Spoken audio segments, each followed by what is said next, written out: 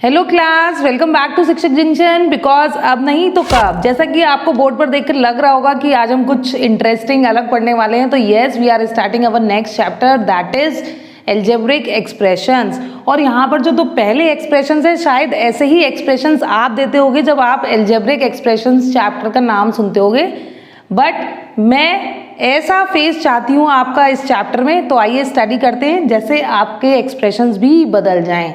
तो algebraic expression chapter की बात करें तो इसमें जो दो सबसे बेसिक टर्म्स हैं, that are constants and second one is variables. अच्छा, इसको देखो, एक एग्जाम्पल से समझा रही हूँ, बिल्कुल अलग तरीके का। जैसे कि अगर आपके आसपास जो भी लोग हों, तो कुछ ऐसे लोग होंगे जो आपको एक स्माइल के संग ट्रीट करते होंगे हमेशा, what ever be the consequences, what ever be the situations. तो वो हमारे कैसे हैं, कॉन्स्टेंट्स हैं, कि उन्हें हमें एक सही फेशियल एक्सप्रेशन देना है। मैंने यहाँ पर ऐसा एग्जाम्पल क्यों यूज़ करा, क्योंकि एक्सप्रेशन से शायद आपको वैसे ही एक्सप्रेशन याद आ रहे हो।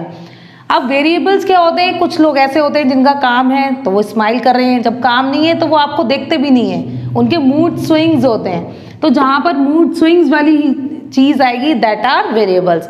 तो हमारे जैसे कॉन्स्टेंट्स हैं, दैट आर आवर पेरेंट्स, हमारे लिए हमेशा हमारे साथ हैं, ठीक। तो ऐसे ही कॉन्स्टेंट यहाँ पर मैथमेटिक्स में कौन से होते हैं constant, that are the numbers, जैसे 2, -3/2, 5, 4, ये सारे हमारे कॉन्स्टेंट्स हैं जिनकी वैल्यू टाइम के हिसाब से चेंज नहीं होती। अब वेरिएबल्स के जो मैंने आपको एग्जाम्पल दिया उनकी बात करें तो यहाँ पर जो वेरिएबल्स होंगे वो यही होंगे, x, y, z, t, a, जैसे इनके फेशियल एक्सप्रेशंस हैं, they differ from time to time. तो अब एल्जेब्रिक एक्सप्रेशन क्या हुआ फिर, तो एल्जेब्रिक एक्सप्रेशन जो हुआ दैट इज अ कॉम्बिनेशन होता है, ये अ कॉम्बिनेशन किस किस का, of variables and constants which are connected by basic mathematical, ये डेफिनेशन कहीं पूछी नहीं जाएगी, बट अगर आप एक बार इसको डेफिनेशन से समझ लोगे तो आपको अच्छे से याद रहेगा। Operations, that is addition, subtraction, multiplication and division. तो एल्जेब्रिक एक्सप्रेशन कब बनेगा, जब आप इनको कंबाइन कर दोगे, किनको, वेरिएबल्स और कांस्टेंट को, और उनको ज्वाइन करोगे bye mathematical operations, plus minus, multiply and divide. जैसे कि अगर हम लिखें तो हम ऐसे बना सकते हैं एक कॉम्बिनेशन, मतलब बहुत सारे नंबर्स हैं, ये 4 आपके पास सिंबल्स हैं और ये बहुत सारे वेरिएबल्स हैं। तो जैसे हम लोग बिल्डिंग ब्लॉक्स खेल के अलग अलग चीज़ें बनाते हैं, बिल्डिंग ब्लॉक्स वैसे छोटा एग्जाम्पल है क्योंकि अब आप 8th क्लास में हैं, लेकिन फिर भी आप उससे रिलेट कर पाएंगे क्योंकि हर स्टेज पर बच्चों ने कभी ना कभी उसको खेला होता है ना। तो ये ऐसे करके देखो, कुछ भी बन सकता है, ये वाला, ये भी एक मैथमेटिकल ऑपरेशन हो गया, या केवल ये भी है, बहुत सारे हो सकते हैं, ठीक। ऐसे करके बहुत सारे, जितने चाहो उतने आप लिख सकते हो। अब देखो, ये तो हमारे आ गए एल्जेब्रिक एक्सप्रेशन। अब एक चीज और है, वो होती है टर्म्स। अब टर्म्स क्या होती हैं, टर्म्स क्या होंगी, देखो जैसे समझाने के लिए पहले इसी में बता देती हूं कि टर्म्स क्या होंगी। टर्म्स होंगी ये, इसमें कितनी टर्म्स हैं, 1। इसमें टर्म्स देखो कितनी है, 1, 2, 3। तो ये कैसे पता लगा कि आपको ये कितनी टर्म्स हैं, तो यानी कि टर्म्स होंगी the various parts of an algebraic expression. देखो इसमें एक चीज है समझने वाली, तभी कहते हैं कि वीडियो को स्किप मत करा करो, क्योंकि अब मैं जो समझाने वाली हूँ वो फिर अगर आप स्किप कर देते यहीं पर तो वो चला जाता। Separated by plus and minus sign. देखो यहाँ पर इन्होंने क्या कहा कि जो वेरियस पार्ट्स हैं किसी भी एल्जेब्रिक एक्सप्रेशन के, जो केवल सेपरेट हो रहे हैं प्लस या माइनस साइन से, मतलब मल्टीप्लिकेशन और डिवीजन अगर किसी टर्म में है, देखो जैसे इसमें मल्टीप्लाई है, और अगर हम एक और टर्म लिख लें जैसे -4/3z एक्स जेड लिख लें, तो यहाँ डिवाइड भी है, तो ये वाले जो टर्म्स हैं ये नहीं माने जाएंगे दो टर्म्स, क्योंकि इसमें मल्टीप्लाई और डिवीजन हो रहा है। लेकिन अगर कोई टर्म्स प्लस और माइनस से सेपरेट हो रही हैं तो वो टर्म्स में काउंट होंगी। जैसे अगर हम इसकी बात करें तो इसमें केवल 1 टर्म है, इसकी बात करें तो देखो ये एक ही रहेगी, क्योंकि ये दो मल्टीप्लाई में है तो इसको एक ही माना जाएगा। यहाँ पर देखो प्लस साइन आ गया तो ये हमारी फर्स्ट टर्म हो गई, ये सेकेंड टर्म, और ऐसे ही यहाँ पर फिर से प्लस साइन है तो ये 3 टर्म्स हुई इसमें। ऐसे ही अगर इसकी बात करें तो इसमें केवल 1 टर्म है, ऐसे ही इन तीनों की बात करोगे तो यहाँ पर 3 टर्म्स हैं। तो ऐसे करके हमारी होती हैं टर्म्स। अच्छा, अब देखो एक और चीज़ आती है हमारी इसमें, ये तो आपने बहुत सारी छोटी छोटी चीज़ें समझ ली, तो जो नेक्स्ट चीज़ आ रही है वो आ रही है लाइक एंड अनलाइक। अब जैसे आप लोग टर्म पोस्ट जो होते हैं उन्हें लाइक या फिर अनलाइक करते हो ना, ऐसे ही हमारे अलजेब्रिक एक्सप्रेशन में भी 2 टाइप की टर्म्स होती हैं, दैट इज लाइक टर्म्स और दूसरी होती हैं अनलाइक टर्म्स। अब ये कौन सी होती है, देखो लाइक कैसे लोगों को करोगे आप, लाइक ऐसे लोगों को करोगे जो आपकी मेंटेलिटी से मैच करते हैं, है ना, या जो आपको पसंद हो वही तो आप लाइक करोगे। तो अलजेब्रिक एक्सप्रेशंस में लाइक टर्म्स उनको कहते हैं जिनमें जो हमारे लिटरल फैक्टर्स हैं वो सेम हो। जैसे कि मैं यहाँ पर एग्जाम्पल लिख रही हूँ, अब मैं उनमें से लाइक टर्म्स ढूंढूंगी।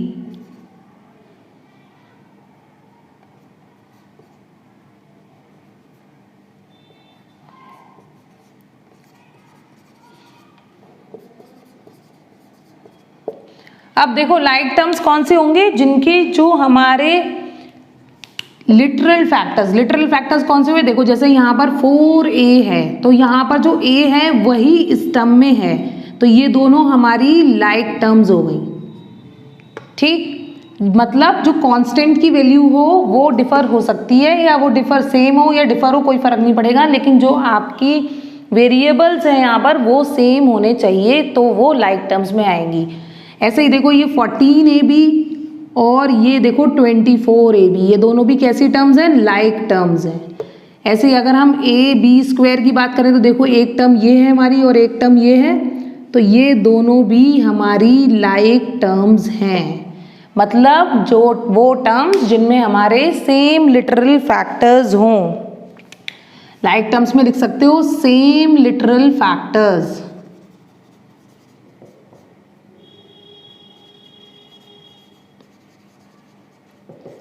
ठीक, और अनलाइक टर्म्स कौन सी होंगी, अनलाइक टर्म्स वही होंगी जिनमें डिफरेंट लिटरल फैक्टर्स होंगे।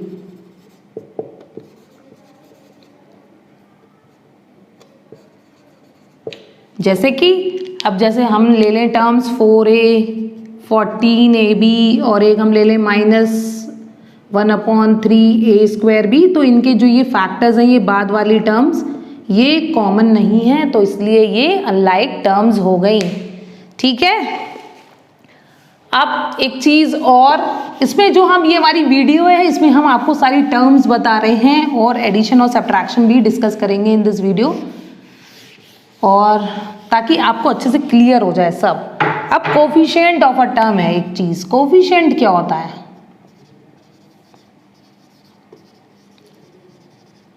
ठीक, अब कोफिशिएंट पता है आपको क्या होता है टर्म का।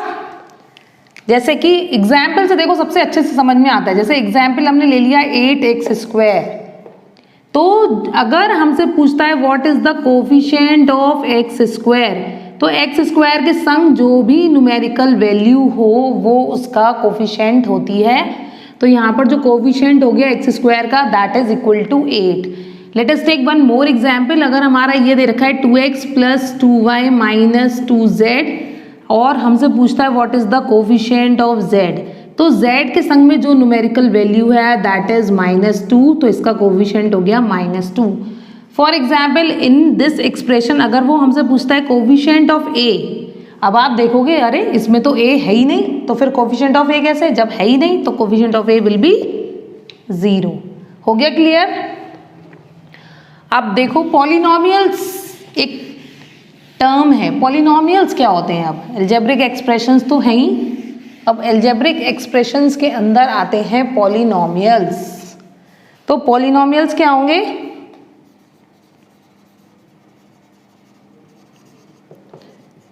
एन अलजेब्रिक एक्सप्रेशन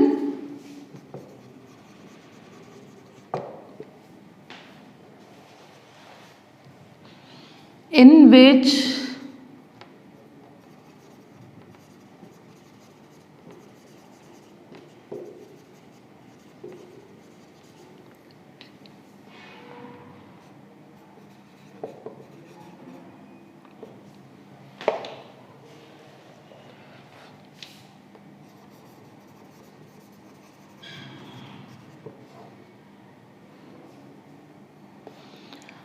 पॉलिनोमियल्स क्या होंगे? एक एल्जेब्रिक एक्सप्रेशन जिसमें वेरिएबल्स की पॉजिटिव इंटीग्रल पावर्स हों, या पॉजिटिव नहीं लिखो तो आप लिख सकते हो नॉन नेगेटिव, क्योंकि नॉन नेगेटिव जब आप उन्हें लोगे तो उसमें ज़ीरो भी इंक्लूड हो जाएगा, और पॉजिटिव लेंगे तो ज़ीरो इंक्लूड नहीं होगा, क्योंकि ज़ीरो न्यूट्रल नंबर होता है, वो पॉजिटिव वैल्यू नहीं होती है। तो बेटर होगा कि इसको नॉन नेगेटिव लिखें। जैसे कि अगर पॉलिनोमियल्स की बात कह रहा है एक एल्जेब्रिक एक्सप्रेशन लिख लो कोई सा भी जिसमें वेरिएबल्स जो हों वो नॉन नेगेटिव हों। जैसे कि अगर हमने लिख लिया 2x² + y + z, तो इसमें जो इनकी इंटीग्रल पावर्स हैं, देखो यहाँ 2 है, यहाँ 1 है, यहाँ 1 है, तो ये नॉन नेगेटिव हैं, देयरफॉर ये हमारा एक पॉलिनोमियल हो गया। ठीक है, समझ में आ गया? अब देखो और भी लिख सकते हैं, बहुत सारे एग्जाम्पल्स हो सकते हैं। 5x³ + 2y + 3z, या फिर ऐसे भी हो सकता है 5x² + 2x + 1 + 1/4 भी, कुछ भी ले सकते हो आप। तो ये सारे जो हैं दैट आर पॉलिनोमियल्स। ठीक है, अब पॉलिनोमियल्स को टर्म्स की उस पर भी डिवाइड करा गया है विद रिस्पेक्ट टू टर्म्स। अब कितनी टर्म्स होंगी तो उनको क्या बोलेंगे ये भी पॉलिनोमियल्स में है। जैसे कि हम डिस्कस करने वाले हैं types of polynomials with respect to terms. अब देखो अगर किसी पॉलिनोमियल में एक टर्म है, वन टर्म, अगर वन टर्म होगी उसके अंदर तो उसे बोलेंगे मोनोमियल। मोनो का मतलब ही एक होता है, तो मोनोमियल में कौन सी टर्म आएगी? जैसे 2xy, टर्म तो एक ही हुई ना। अब देखो यही होता है कि अगर वीडियो स्किप करी होगी शुरू की तो आपको पता ही नहीं होगा टर्म्स क्या होता है, क्योंकि वो मैंने पीछे पढ़ा रखा है। और हाँ, एक बहुत इंपॉर्टेंट बात, जिन्होंने भी ये चैनल सब्सक्राइब नहीं करा है उसको अभी सब्सक्राइब कर लो, so that you get daily updates about our channel. और हम लाइव भी आते हैं तो आपको उसकी भी इंफॉर्मेशन मिलती रहेगी। जैसे और -2/3x 4z, तो ये सारे हमारे मोनोमियल्स हैं क्योंकि उनमें एक ही टर्म है। फिर अब दो टर्म्स वाले भी होते हैं भाई, दो टर्म्स होंगे तो उन्हें बोलेंगे बाइनोमियल। बाय मतलब होता है 2। अब बाइनोमियल मतलब अब दो टर्म्स कैसे लिखोगे? देखो टर्म्स सेपरेट होती हैं केवल प्लस या फिर माइनस साइन से, तो वही हम करेंगे। हम ऐसे भी लिख सकते हैं 2x + z, दो टर्म्स हो गई, 3y + y²। ठीक है, तो ये एटसेट्रा और लिख दे रहे हैं क्योंकि ऐसे बहुत सारी टर्म्स आप लिख सकते हो। तो ये बाइनोमियल हो गया क्योंकि इनमें दो टर्म्स हो गई। अच्छा एक चीज और बताओ मुझे, अगर मैं इसको ऐसे लिख दूं 2x + x, तो ये मोनोमियल हुआ कि बाइनोमियल हुआ? हुए ना कंफ्यूज? देखो अगर नहीं हुए तो बहुत अच्छी बात है, अगर थोड़ा सा भी कंफ्यूजन आया तो देख लो। अगर ये टर्म सॉल्व करोगे तो it comes out to be 3x, मतलब कि अगर आपने लाइक टर्म्स लिए हैं तो उनको सॉल्व करना पड़ेगा, और सॉल्व करोगे तो जो value I that is 3x, तो ये जो हो गया ये हमारी एक टर्म बन गई, then it is a monomial. आया समझ में?